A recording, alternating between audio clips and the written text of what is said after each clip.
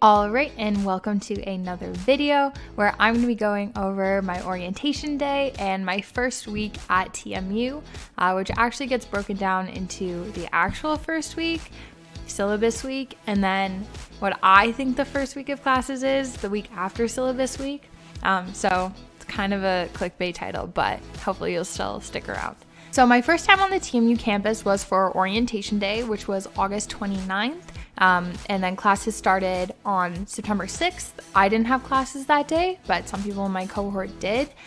So there wasn't too much time in between orientation and the actual beginning of classes. Orientation also marked the first time that I commuted downtown, not in general in my life, but to TMU.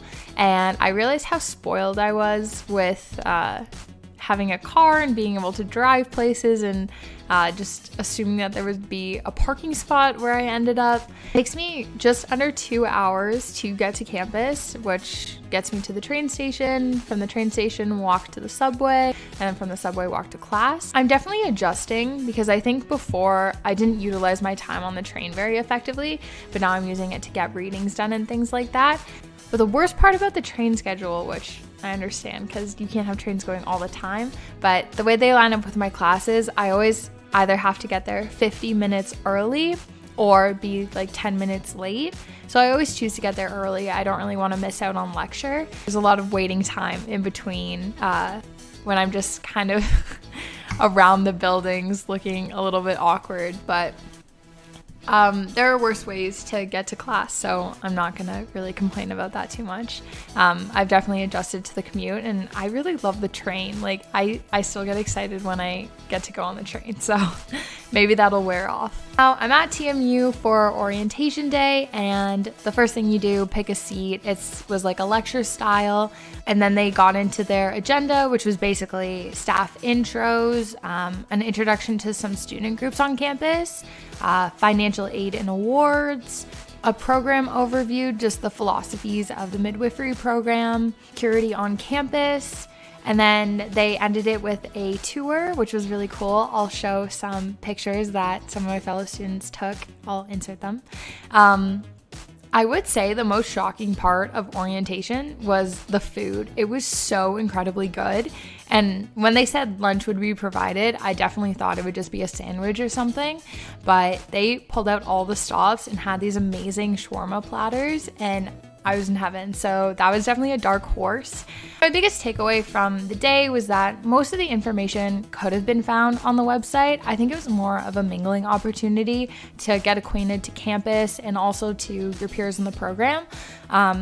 So I was lucky enough where I had time beforehand to kind of look at the website and do my own digging. So I felt kind of prepared, and yeah, those are my takeaways from orientation. Definitely necessary, and I'm glad that they did it and appreciate it. So to move on to my schedule for this semester, I'm only taking 3 classes because of my transfer credits that I have from my previous degree.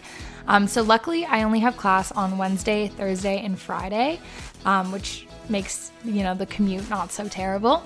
And those classes are Introduction to Midwifery, Social Justice in Midwifery, and then Critical Appraisal of Research Literature. So I've taken some social justice courses before, and I've also taken some critical appraisal of research literature courses, or like research methodologies courses. So nothing's too new in those categories, except for the fact that we're looking at it through a midwifery lens. Which doesn't sound like a big difference, but it definitely does change the entire course. I feel a lot more ignorant about what we're learning, so we're definitely learning new stuff, even though I've taken courses very similar, or what I thought were similar. They're not as similar as they appear. To break down my first week into days, my first day started off rocky, not gonna lie. I commuted down to the train station. I drove there, and I got the middle finger on the highway, which is never a good feeling. And then on the train, I was barely able to stay awake. I was so tired, and I was really paranoid that I would miss the stop. So it didn't start off great, honestly.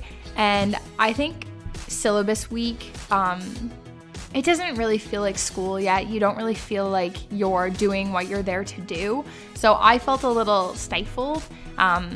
but that quickly changed. Fast forward to the second week of classes, I was feeling much better, less overwhelmed. I was actually learning content, not just going over the syllabus, which always feels better.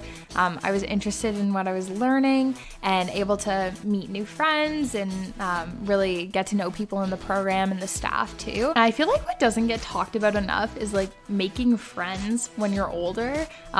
It's definitely strange, and I feel like other people in my cohort feel the awkwardness as well, but it honestly feels like dating, and there's no like guide to how to make friends in your 20s or 30s or 40s or, you know, anytime after you've made childhood friends.